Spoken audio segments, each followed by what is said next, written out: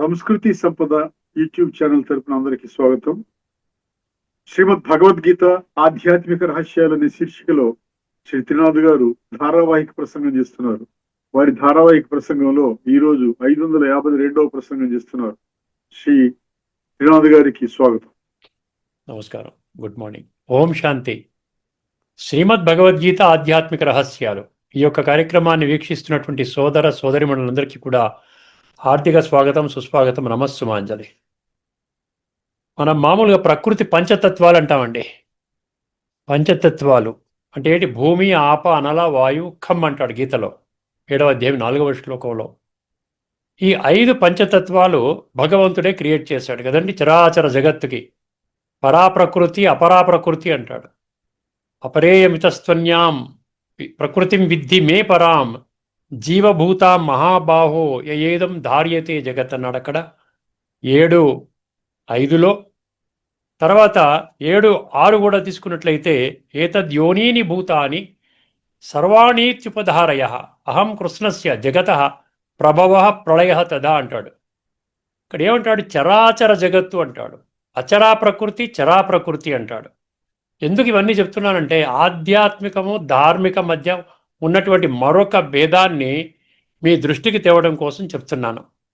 ప్రకృతి అంటే పంచతత్వాలు. పంచతత్వాలు ఎలా బిహేవ్ చేస్తున్నాయండి?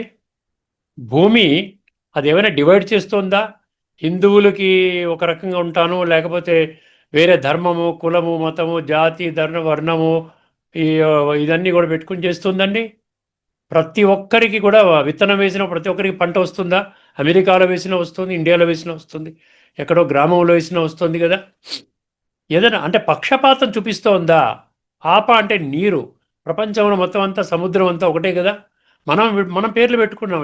ఇది ఇండియన్ ఓషను, ఇది పసిఫిక్ ఓషను, ఇది అట్లాంటిక్ ఓషన్, ఇది బే ఆఫ్ బెంగాల్ ఇలాగని.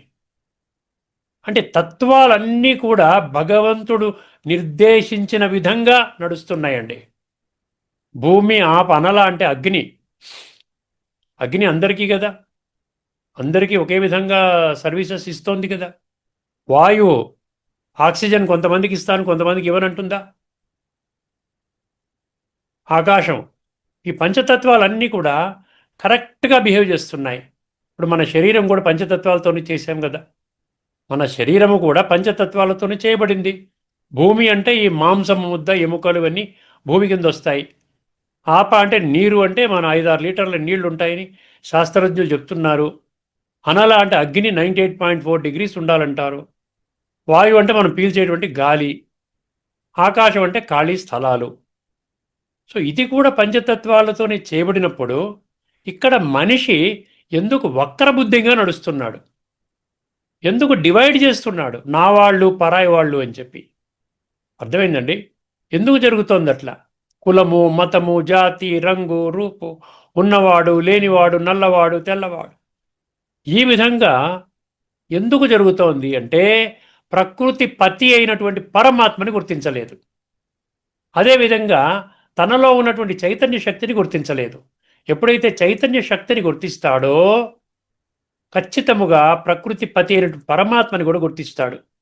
ఆత్మని గుర్తించలేదు, పరమాత్మని గుర్తించలేదు. కేవలము దైహికంగా ఉన్నాడు. అందుకనే విషయ వికారాల వలయంలో చిక్కుకున్నాడు. అర్థమైందండి?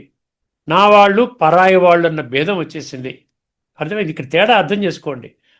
అందుకనే భగవంతుడిని తెలుసుకుంటేనండి మనం కంట్రోల్లో ఉంటాం. భగవంతుడు అందరి వాడు అన్న విషయం అర్థమవుతుంది. లోకా సమస్తా సుఖినో భవంతు వసుదైవ కుటుంబకం. ఇవన్నీ స్లోగన్స్ పలకడానికి కాదండి, ఇవన్నీ ఆచరణలు పెట్టుకోవడానికి. అర్థమైందండి? సో ఈ ప్రకృతి పతి పరమాత్మ ఆ విధంగా మనం అర్థం చేసుకున్నప్పుడు ఇది ఆధ్యాత్మిక కోణంలోనే ఈ చర్చ జరుగుతుంది, కానీ ధార్మికంలో ఏమీ పట్టించుకోమండి. ఎందుకంటే బుద్ధి నేత్రాన్ని మనం తెరుచుకోము. అసలు ఈ జీవితం యొక్క ఏమిటి, ఎందుకు వచ్చాము ఇక్కడికి, ఎక్కడికి వెళ్ళాలి, ఏం చెయ్యాలి, ఇప్పుడున్నటువంటి కాలచక్రంలో ఎటువంటి పరిస్థితిలో ఉన్నామో, ఇది క్రిటికల్ టైం అంటున్నాడు భగవంతుడు. మనం పట్టించుకోవాలా అక్కర్లేదా? 7వ అధ్యాయం 3వ శ్లోకంలో వేల కొలది జనులలో కొద్దిమంది మాత్రమే నన్ను తెలుసుకుంటారు అని ఎందుకు చెప్పాడు? ఆ తెలుసుకున్న వాళ్ళలో ఉండాలా అక్కర్లేదా? భగవంతుడికి నా జీవితంలో ఒక పాత్ర ఉందా, ప్రాముఖ్యత ఉందా? ఇటువంటి ఏమీ ఆలోచన లేదు. భలే పెద్ద పెద్ద చదువులు చదువుకున్నారు, శాస్త్ర పరిజ్ఞానం ఉన్నది, కాస్త ఆలోచించండి, బుద్ధినేత్రాన్ని తెరుచుకొని. సత్యత, భగవంతుడు పరమ సత్యం అన్నప్పుడు భగవంతుడు చెప్పిన మాటలు అసత్యమవుతాయా? ఇప్పుడు మనుషులు ఏ విధంగా అయితే ప్రవర్తిస్తున్నారో అది కరెక్ట్గా భగవంతుడు నిర్దేశించినటువంటి విధానంలో వెళుతున్నారా? ఒక్కసారి ఆలోచించండి. ఇక్కడితో ఆ విషయాన్ని మనం ఆపేద్దామండి. మరొక విషయాన్ని మీ దృష్టికి తదుపరి ఎపిసోడ్లో తీసుకొని వస్తాను. ఇప్పుడు గత ఎపిసోడ్లో మనము కఠోపనిషత్తులు 1, 2, 6 తెలుసుకున్నాం. ఇప్పుడు భగవద్గీతలో ఒక అద్భుతమైన శ్లోకం అండి. ఈ శ్లోకం 2 విషయాలను చెప్తుందండి. భగవంతుణ్ణి ఏ విధంగా మీరు అస్తిత్వాన్ని ఎలా కనిపెట్టాలి, నంబర్ 1. అర్థమైందండి? ఎలాగ, ఏ ప్రాసెస్ ఏమన్నా చెప్పాడా లేదా? భగవాను వాచ్ అంటున్నాం, అన్ని అధ్యాయాలు 100 సార్లు పారాయణం చేసుకుంటున్నాం, బాగానే ఉంది. కానీ భగవంతుడి సత్యస్వరూపం ఏమిటి? భగవంతుణ్ణి మనం తల్లి తండ్రి అంటున్నప్పుడు ఆ భగవంతుని యొక్క అనుభూతి ఉండాలా? కేవలం ఇన్ఫర్మేషన్ ఉంటే సరిపోతుందా? అర్థమైందండి? ఏ విధంగా అయితే లౌకిక ప్రపంచంలో, భౌతిక ప్రపంచంలో తండ్రి బిడ్డలు ఎట్లా ఉంటారండి? సంపూర్ణ పరిచయంతో ఉంటారు, సంపూర్ణ అనుబంధంతో మాట్లాడుకుంటారు, పర్ఫెక్ట్ సంబంధం ఉంటుంది. నామ రూప దేశ కాల గుణ కర్తవ్య ఇవన్నీ విషయాలు వాళ్ళు క్లియర్గా ఉంటుంది. కాబట్టి అర్ధరాత్రి లేపిన అపరాత్రి లేపిన మమ్మీ డాడీ బిడ్డ అనుకుంటూ ఉంటారు కదండి. అటువంటి సంబంధం భగవంతుడితో ఉండక్కర్లేదా? ఆలోచించండి ఒక్కసారి ఈ విషయాన్ని. మొట్టమొదటిది, భగవంతుణ్ణి పొందలేకపోవడానికి కారణం ఏమిటి, ఏ విధంగా పొందాలి అనేది మొదటి అంశం. రెండవ అంశము, అసలు జ్ఞానం యొక్క నిర్వచనం ఏమిటి? ఈ రోజున శాస్త్ర పండితులు అందరూ కూడా జ్ఞానులు అంటున్నాం మనం, కానీ అది భగవద్గీత సమర్థిస్తోందా? జ్ఞాని అని ఎవరిననాలి, అజ్ఞాని అని ఎవరిననాలి, ఈ విషయం కూడా ఈ శ్లోకం స్పష్టం చేస్తుందండి. ఇదివరకు మనం చర్చించుకున్నాము, ఇది మరొక దృష్టికోణంలో చర్చించుకుంటున్నాం కాబట్టి ఇది పునః మీ దృష్టికి తీసుకొని రావడం జరిగిందండి. అర్థమైందండి? చాలామంది ఇక్కడ భగవంతుడి రోలు మనకు అర్థమవుతే అప్పుడు వెంటనే మనలో ఒక విశ్వాసం పెరుగుతుంది, ఒక ఏమంటారు భగవంతుడి పట్ల ఒక స్నేహం అనండి, ప్రేమ అనండి పెరుగుతుంది. భగవంతుడి తోడు కంటే గొప్ప తోడు ఇంకా అవసరం లేదు, భగవంతుడు తోడే ముఖ్యము అన్న విషయం మనకి స్పష్టమవుతుంది. మన జీవితము 3 పువ్వులు 6 కాయలుగా తయారు చేసుకోగలుగుతాం. ఇది బ్యాక్గ్రౌండ్లో వినండి. 13వ అధ్యాయంలోని కొన్ని పుస్తకాలలో అది 2వ శ్లోకము, మరికొన్ని పుస్తకాలలో అది 3వ శ్లోకంగా ఉంటుంది. ఎందుకు చెప్తున్నాను అంటే 13వ అధ్యాయము క్షేత్రజ్ఞ విభాగ యోగములో మొట్టమొదటి శ్లోకము చాలా పుస్తకాల్లో ఉండదు. అది అర్జున ఉవాచ తొలగించారు. కొన్ని పుస్తకాల్లో ఉంటుంది. అర్థమైందండి? సో ఎక్కడైతే ఉంటుందో ఇది 3వ శ్లోకము, ఎక్కడైతే మొదటి శ్లోకము అర్జున ఉవాచ ఉండదో ఇది 2వ శ్లోకము. మొత్తం 35 శ్లోకాలు ఉంటాయి అధ్యాయంలో. ఎక్కడైతే తొలగించారో అది 34 ఉంటాయి, తొలగించకపోతే 35 ఉంటాయి. 35 ఉన్నప్పుడు మొత్తం శ్లోకాలు 701, తొలగించినటువంటి పుస్తకాల్లో 700 ఉంటాయి. ఇదన్నమాట విషయం. ఎందుకంటే కన్ఫ్యూజ్ అవుతారేమోనని చెప్తున్నాను. ముందుగా శ్లోకాన్ని జాగ్రత్తగా వినండి. ఇందులో ఈ చాలా అద్భుతమైనటువంటి విషయాలు మీకు తెలుస్తాయి. కేవలం మీరు చేయవలసిందల్లా సత్యత ఆధారంగా ముందుకెళ్ళాలండి. ఇంకా సత్య ఆధారంగా వెళ్ళకపోతే మీరు అసతోమా సద్గమయ అనడానికి కూడా అర్హత లేదు మీకు. భగవంతుడా నేను అసత్య మార్గంలో ఉన్నాను, నాకు సత్య మార్గాన్ని బోధించు తండ్రి అంటే బోధిస్తున్నాడు, అదే బోధిస్తున్నాడు, ఇక వేరే ఏమీ బోధించటం లేదు. అర్థమైందండి? సో 13వ అధ్యాయంలోని 2 కానీ 3 కానీ శ్లోకము. క్షేత్రజ్ఞం చాపి మాం విద్ధి సర్వక్షేత్రేషు భారత క్షేత్రజ్ఞయోహ జ్ఞానం యత్తత్ జ్ఞానం మతం మమ. ఇదన్నమాట. అర్థమైందండి? ఇక్కడ ఏమంటున్నాడు? క్షేత్రజ్ఞం చ అపి మాం విద్ధి, ఏమండి క్షేత్రజ్ఞం చాపి మాం విద్ధి సర్వక్షేత్రేషు భారత అన్నాడు. అసలు అధ్యాయం పేరే క్షేత్రజ్ఞ విభాగ యోగం. విభాగం అన్నాడు. మనం విభజించుకున్నామా? ఆ చాప్టర్ పేరు క్షేత్రము వేరు, క్షేత్రజ్ఞుడు వేరు, విభాగ యోగము, ఈ రెండింటిని విభజించండి అని చెప్పి అనుకుంటున్నాం. సో మనలో క్షేత్రం అంటే ఏమిటి? అక్కడ క్షేత్రం అంటే ఫీల్డ్ అంటాడు, పొలము అంటాడు. పొలము వేరు, పొలము యజమాని వేరు. అదేవిధంగా ఈ శరీరం అనేది పొలం అనుకుంటే ఈ శరీరం యొక్క యజమాని ఎవరు? అది మర్చిపోయాం. అది క్షేత్రజ్ఞుడు. దాన్నే ఏమంటున్నాడు? ఆత్మ అంటారు. స్పిరిచువల్ మీనింగ్లో ఏమంటారండి? ఆత్మ అంటారు. అర్థమైందండి? స్పిరిట్ అంటాడు, సోల్ అంటాడు ఇంగ్లీష్లో. Field and knower of the field అంటాడు 13వ అధ్యాయం పేరు ఇంగ్లీష్ పుస్తకాలు తీసుకుంటే. అర్థమైందండి? క్షేత్రజ్ఞం చాపి మాం విద్ధి సర్వక్షేత్రేషు అన్నాడు. సర్వ అంటే మీకు ఏం చెప్పాను? 850 కోట్ల మనుషులు. సర్వ అంటే ఏదో హిందువులని ఇలా ఫలానా ఆ ధర్మం వాళ్ళు, పలానా జాతి వాళ్ళు, పలానా రంగు వాళ్ళు, పలానా దేశం వాళ్ళు కాదండి. సర్వ, విశ్వము, జగత్తు, లోకము, ఇహ, ఇలాంటి 5 పదాలు 137 శ్లోకాల లిస్ట్ ఉంది. మీకు కావాలంటే మీరు మెయిల్ ఐడి పెట్టండి మీ కామెంట్ సెక్షన్లో, నేను మీకు పంపిస్తాను. మొత్తం హైలీ ట్రాన్స్పరెంట్ అండి. ఎక్కడా మీరు ప్రతి దాన్ని క్వశ్చన్ చేయొచ్చు. ప్రతి దానికి సంతృప్తికరమైన, సర్వులకు ఆమోదయోగ్యమైన సమాధానం భగవంతుడు ఇస్తున్నాడు. ఏ ప్రశ్నకి సమాధానం లేకుండా ఉండదండి భగవద్గీతని మీరు ఆధ్యాత్మిక దృష్టికోణంలో అర్థం చేసుకోగలిగితే. క్షేత్రజ్ఞం చాపి మాం విద్ధి సర్వక్షేత్రేషు భారత. సో సర్వక్షేత్రాలలో, క్షేత్రం అంటే దేహాలన్నమాట. ఈ సమస్త దేహాలలో 850 కోట్ల దేహాలలో 850 కోట్ల ఆత్మలు ఉన్నాయి. ప్రతి ఒక్క దేహంలో ఆత్మ ఉంది. అందుకని నా ఒంట్లో బాగోలేదు, నా తల నెరిసింది, నా గుండెకి బైపాస్ సర్జరీ, నా కిడ్నీలో రాళ్ళు, నా మోకాళ్ళ చిప్పలు అరిగిపోయాయి, నా తల నొప్పి, నా కడుపు నొప్పి, నాది, నేనెవరిని? ఆత్మని. శరీరం అనేది కేవలం ఒక బంట్రోతు, నేను దీని యజమానిని. ఆత్మ అవినాశి, శరీరం వినాశి. ఎంత స్పష్టంగా చెప్తాను. ఇంతకంటే ఎవరు చెప్తారండి స్పష్టంగా మీకు? క్షేత్రజ్ఞం అన్నాడు. అందుకని భగవంతుడు ఏమంటాడు? నన్ను మీరు తెలుసుకోవాలంటే మీరు క్షేత్రజ్ఞుడి యొక్క స్థితిలోకి రావాలి. క్షేత్రము కాదు.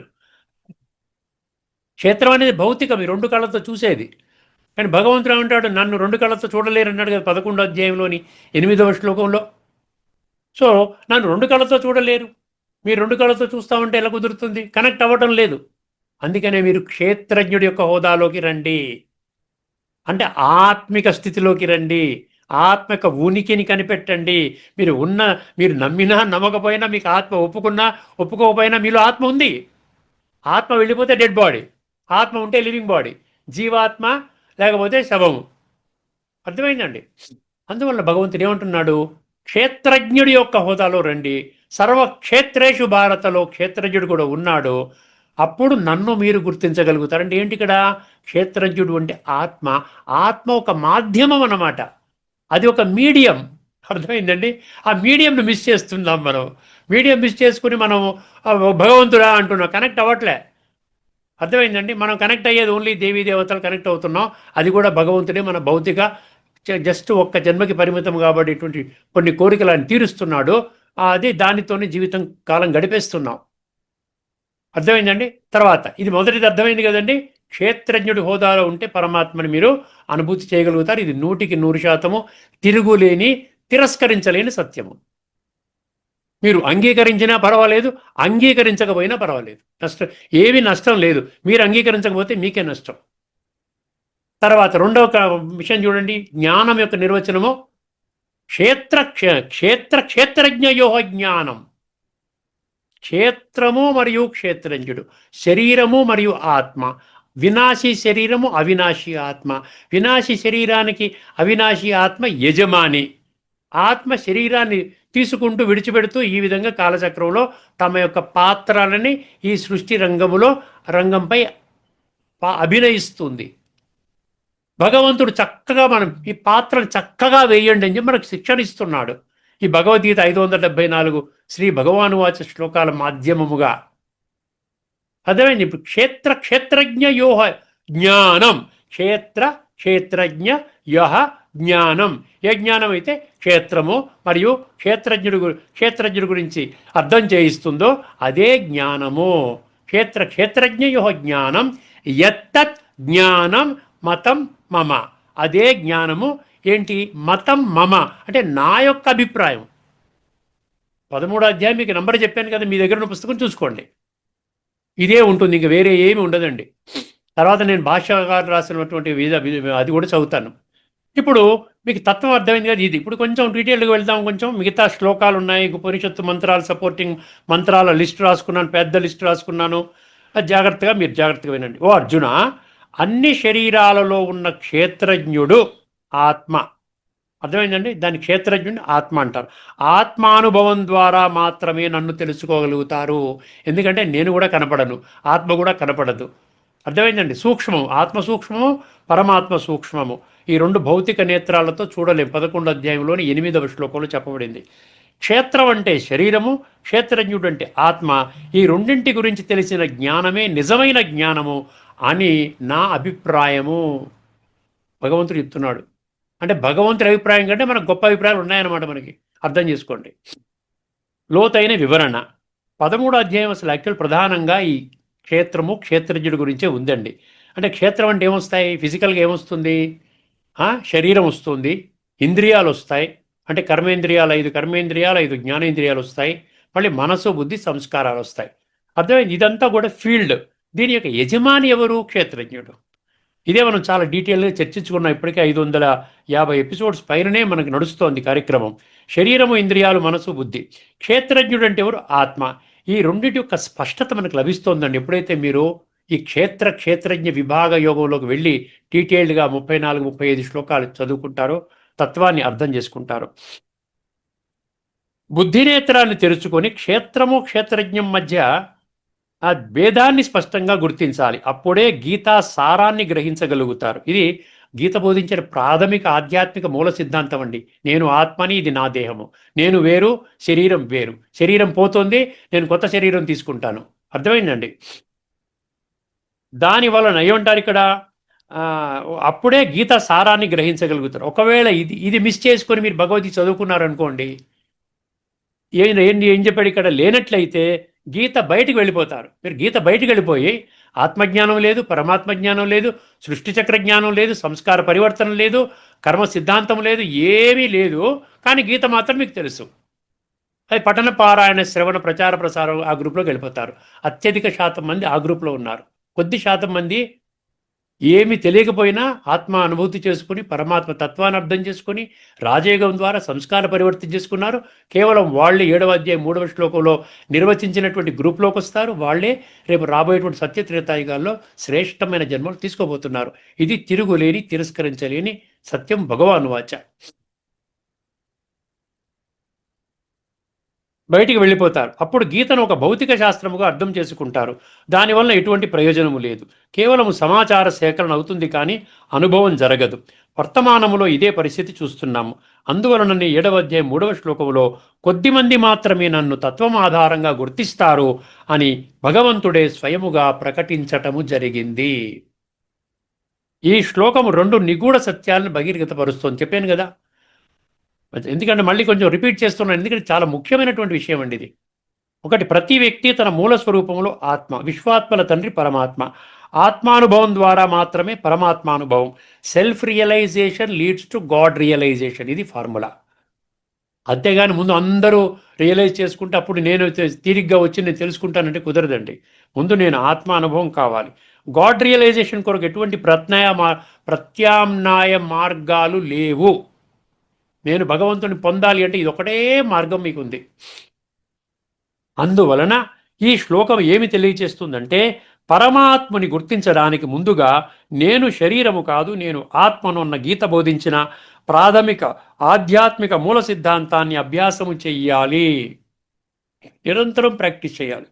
కనీసం 5 నిమిషాలు ప్రాక్టీస్ చేయండి, ఒక 15 రోజులు చేయండి, మీకు మంచి అనుభూతి కలుగుతుంది. ఇది మొదటి విషయం అండి. రెండవది, నిజమైన జ్ఞానం అంటే ఏమిటి?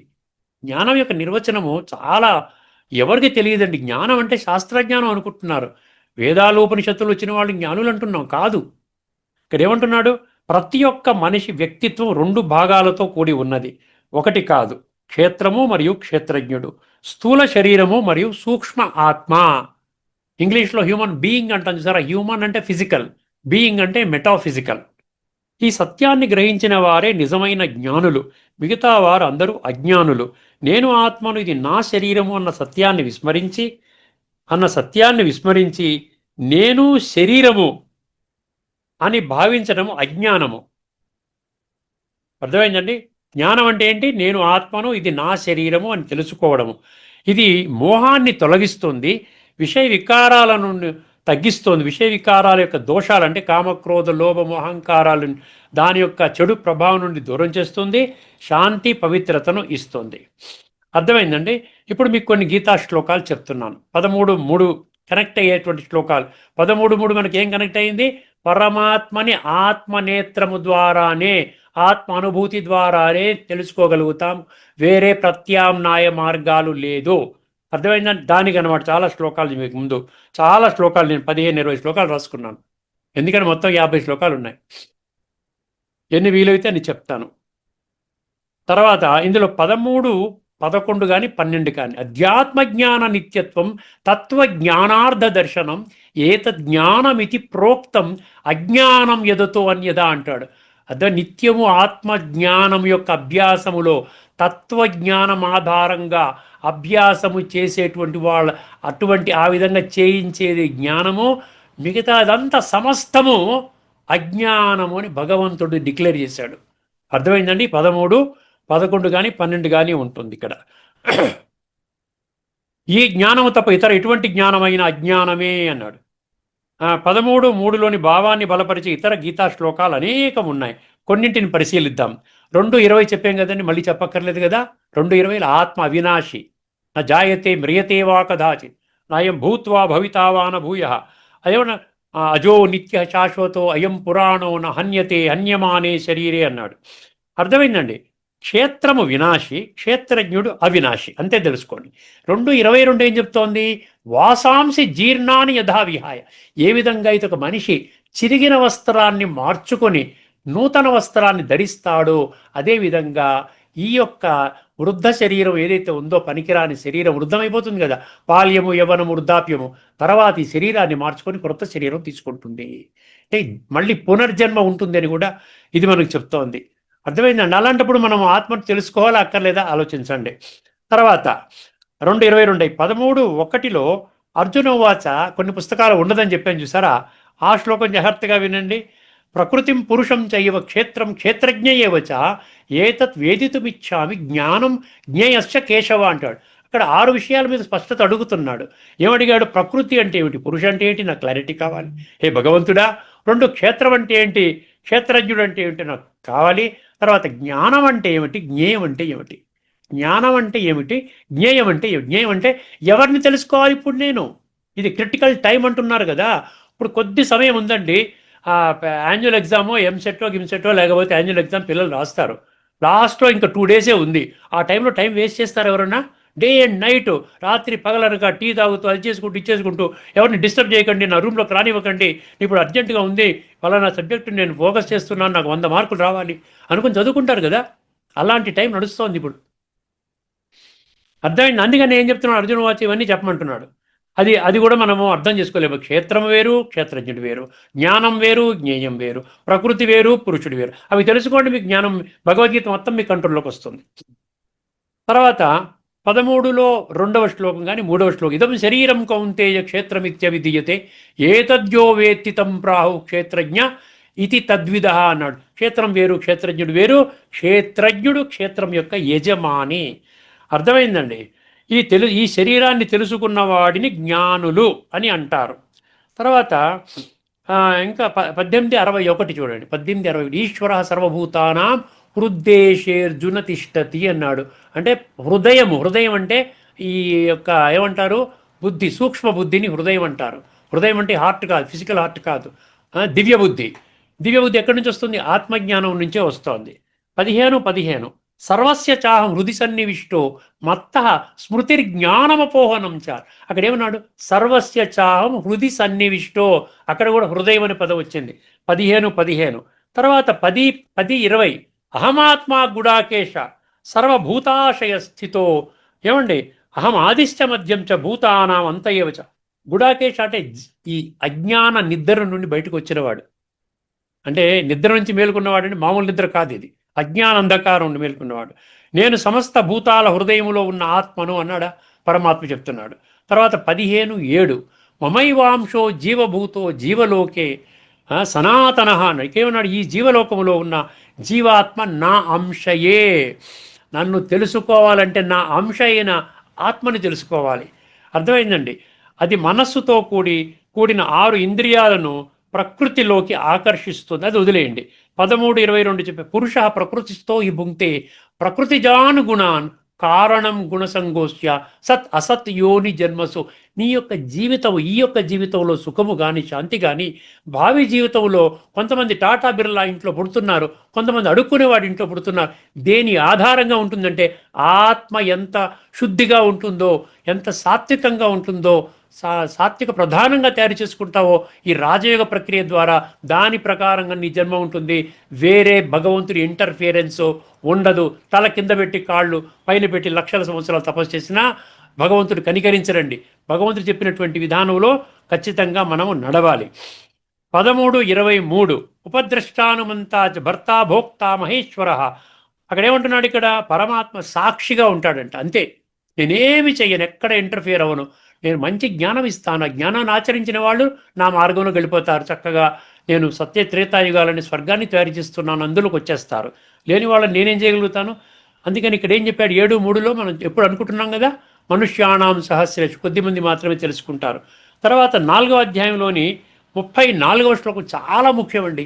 ఎవరి దగ్గరికి వెళ్ళాలి? నేను తత్వజ్ఞానాన్ని తెలుసుకోవాలంటే తత్వాన్ని దర్శించిన వాడి దగ్గరికి వెళ్ళండి. ఇప్పుడు మేమంతా ఉన్నాం, 25-30 లక్షల మంది ఉన్నాం. తత్వాన్ని దర్శించిన వాళ్ళ దగ్గరికి వెళ్ళాలన్నమాట. అందుకని ఏం చెప్పాడు?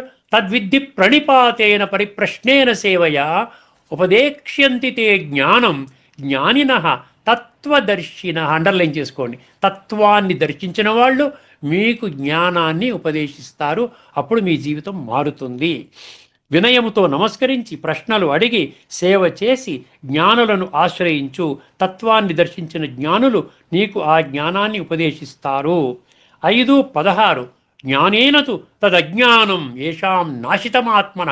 అంటే జ్ఞానము అజ్ఞానాన్ని పోగొడుతుందంట. చూడండి, అజ్ఞానము జ్ఞానముతో నశించిన వారికి ఆ జ్ఞానము సూర్యుడిలా పరమసత్యాన్ని ప్రకాశింపచేస్తోంది. నిజమైన జ్ఞానం అంటున్నాడు. ఉపనిషత్తులు ఇప్పుడు అవన్నీ ఎన్ని శ్లోకాలు చెప్పాను చూసారా? 10-12 శ్లోకాలు చెప్పాను. ఇప్పుడు ఉపనిషత్తు సహాయక మంత్రాలు తెలుసుకొని మనం ఈ యొక్క తరగతిని మూసేద్దామండి, ఎపిసోడ్ని. కఠోపనిషత్తులో 2:2-13 2:2-13 కఠోపనిషత్తు. నిత్యో నిత్యానాం చేతనశ్చేతనానాం అన్నాడు. Dot dot dot. అనేక నిత్యాత్మలలో ఒక నిత్యుడు, అనేక నిత్యాత్మలలో ఒక నిత్యుడు పరమాత్మ. అందరూ ఆత్మలే, కానీ పరమాత్మ ఒక్కడే. అనేక చైతన్య జీవులలో ఒక పరమ చేతనుడు, సర్వుల అవసరాలను తీర్చేవాడు. ఆ పరమాత్మను తనలోనే అనుభవించే ధీరులకు మాత్రమే శాశ్వతమైన శాంతి లభిస్తుంది, ఇతరులకు కాదు. శ్వేతాశ్వత ఉపనిషత్తు 6:11 అండి. ఏకో దేవ సర్వభూతేషు గూఢ డాట్ డాట్ డాట్. అంటే సర్వవ్యాపి సర్వభూతాంతరాత్మ అన్నాడు. Dot dot dot. ఒక్కడే పరమ దేవుడు, అంటే పరమ భగవంతుడు సమస్త భూతాలలో అంతర్లీనంగా ఉన్నాడు. ఆయన సర్వవ్యాపి. సర్వవ్యాపి అంటే ఆత్మ సర్వవ్యాపి. సర్వులలో అంతరాత్మగా ఉన్నాడు. కర్మలకు సాక్షి మరియు అధిపతి. ఆయన ఏకైకుడు, స్వతంత్రుడు, నిర్గుణ స్వరూపుడు. తర్వాత ముండకోపనిషత్తు అండి, 3వ ఉపనిషత్తు, ఆఖరి ఉపనిషత్తు ఇది. ఏమన్నాడు ఇక్కడ? ద్వా సుపర్ణ సయుజా సఖాయ సమానం వృక్షం పరిశస్వజాతే డాట్ డాట్. ఒక వృక్షంపై కలిసి ఉన్న 2 స్నేహిత పక్షులు ఉన్నాయంట. వాటిలో ఒకటి ఫలాన్ని ఆస్వాదిస్తుంది. ఫలాన్ని ఆస్వాదించడం అంటే ఏంటి? కర్మఫలాలని ఆశిస్తుంది. కర్మఫలం తన దగ్గర పెట్టుకొని చేస్తుంది. మరొకటి తినకుండా కేవలం చూస్తూ సాక్షిగా ఉంటుంది. చూసారా ఇక్కడ దేహాభిమానము ఆత్మాభిమానికి ఉన్నటువంటి తేడా అర్థమైంది. కానీ జ్ఞానం అంటే ఏమిటి? పరమాత్మ ఈ విధంగా అనుభవం చెయ్యాలి. ఇప్పుడు మీకు ఈ ఒక్క విషయం మన భాష్యకారులు ఏమి రాసుకున్నారో 10 క్షణాల్లో నేను ముగిస్తున్నాను. 13వ అధ్యాయంలోని 2వ శ్లోకం. నా పుస్తకంలో ఇది 2వ శ్లోకము. ఓకే. క్షేత్రజ్ఞం చాపిమాం విద్ధి సర్వక్షేత్రేషు భారత. ఓ అర్జున, అన్ని క్షేత్రముల యందున్న క్షేత్రజ్ఞుడను అనగా జీవాత్మను నేనే అని తెలుసుకొనుము. జీవాత్మను నేను అనుకోకుండా జీవాత్మ ద్వారా నన్ను తెలుసుకోవాలి అని అర్థం చేసుకోండి. క్షేత్రజ్ఞులకు సంబంధించిన జ్ఞానము అనగా వికార సహిత త్రిగుణాత్మకమైన ప్రకృతి మరియు నిర్వికార పురుషుల తత్వములను గూర్చి తెలుసుకునుటయే. చూసారా, క్షేత్రము క్షేత్రజ్ఞుడు ఈ రెండింటి గురించి తెలుసుకో. నిర్వికార పురుషుల అంటే నిర్వికార ఆత్మిక స్థితి తత్వముల గురించి తెలుసుకున్నటయే జ్ఞానము అని నా అభిప్రాయము. ఇక్కడితో మనం చర్చను ముగించుకుందామండి. తదుపరి ఎపిసోడ్లో మనం కఠోపనిషత్తులోని 1వ అధ్యాయము 6వ వల్లి 1 7వ మంత్రాన్ని మనం తెలుసుకోబోతున్నామండి. అందులో ఉన్న లోతైన తత్వాన్ని అర్థం చేసుకునే ప్రయత్నం చేద్దాం. అంతవరకు సెలవు. అందరికీ నమస్కారము. లోకా సమస్త సుఖినో భవంతు. ఓం శాంతి.